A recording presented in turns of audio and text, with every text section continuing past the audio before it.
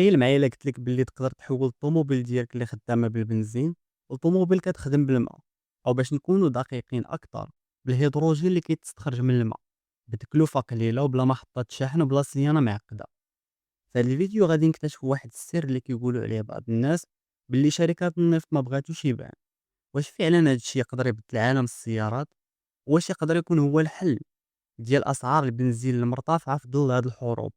في هذه القناة غادي نتكلموا بزاف على محركات الاحتراق الداخلي اللي خدامة بالهيدروجين، وهي تكنولوجيا كنآمن بها بزاف، حيت الا قدرنا ننتجو الهيدروجين بكفاءة ونخزنوه بطريقة آمنة نقدروا نحولوا الطوموبيلات الحالية باش تولي خدامة بالهيدروجين، حيت أغلب الناس ما عندهمش الفلوس باش يشريو طوموبيلات جديدة، وتحويل الطوموبيلات القديمة يقدر يكون هو الحل المثالي. ولكن السؤال كيبقى واش ممكن نحولوا أي موتور باش يخدم بالهيدروجين؟ خلينا نكتشفوا واش هاد الشي واقعي ولا راه غير تخربيق. باش تخدم الطوموبيل ديالك خاصها غير جوج حوايج: الوقود وشرارة الاشتعال. كيبان الموضوع ساهل، غير نبدلو الوقود وخلاص، ولكن الموضوع اعقد من هكا بزاف. صناعة السيارات حاولت لسنين تطور محركات كتخدم بالماء، ولكن تقريبا فشلت في كل المحاولات، اما كانت خطيرة او ما كانتش فعالة باش تستعمل في الحياة اليومية. كانوا بعض المشاريع ولكن توقفوا لأسباب مختلفة.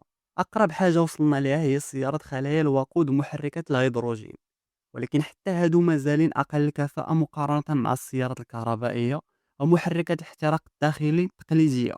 ولكن في السنوات الأخيرة واحد العالم سميتو علاء الدين القاسمي، هو عالم إيراني، قال باللي طور نموذج عملي تقريبا، وهو حول طوموبيل من نوع بيجو 405 باش تخدم بالماء فقط. قال باللي المحرك اللي دار كيمتاز بالكفاءة والبساطة والموثوقية، وهذا الشيء منطقي حيت خدم عليه بوحدو من الصفر.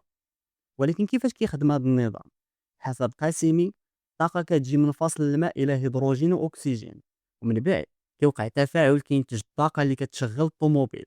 وهذه الفكرة قريبة بزاف لمحركات الهيدروجين المعروفة، ولكن الفرق هو أن النظام ديالو ما كيعتمدش على غاز مضغوط، كيستعمل التحليل الكهربائي داخل خزان خاص، وهذا النظام معروف ب HHO، جوج ذرات ديال الهيدروجين وذرة ديال الأكسجين. الخزان كيكون فيه تقريبا 50 لتر ديال الماء، وكيتحط في بلاصة الكراسي الورانيين. وحتى في الفيديو بان هو كيشرب الماء باش يبين بانه ماشي وقود عادي. وقال باللي الطوموبيل تقدر تمشي لمسافات طويله باستهلاك قليل بزاف ديال الماء، وهذا الشيء الا كان صحيح غادي ينوض الصداع ديال بصح.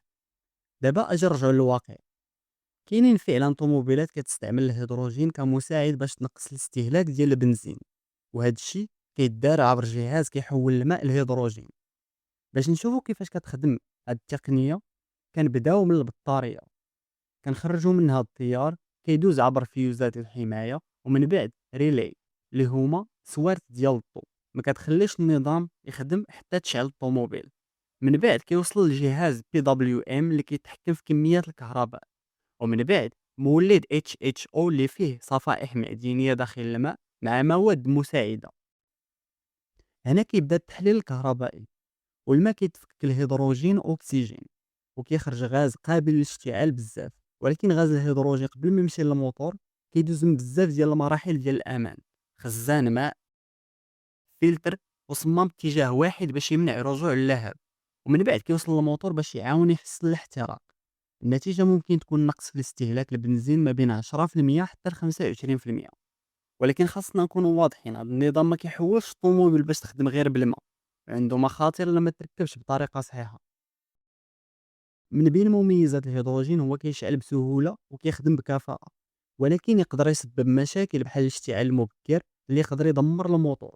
كاين حتى مشكل ديال التخزين، حيت خاصو مساحه كبيره، وزيد عليها ان بزاف ديال الطوموبيلات القديمه ما فيهاش الحقل المباشر. ومع ذلك شركات كبار خدامين على هذه التكنولوجيا وكيطوروا محركات خاصه بالهيدروجين. وكاين حتى حلول اخرى بحال الوقود الاصطناعي اللي تقدر تستعملو في معظم الطوموبيلات بلا تغييرات كبيره. قبل ما نختموا الفيديو خاصنا نكونوا واضحين، تحويل الطوموبيل باش تخدم بالهيدروجين فيه مخاطر بزاف.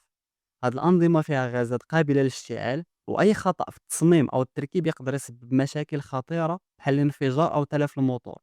وحتى إلا بان الموضوع سهل في الفيديوهات، في الحقيقة خاصو معرفة تقنية مزيانة وتركيب احترافي، ماشي شي حاجة اللي تقدر ديرها بوحدك.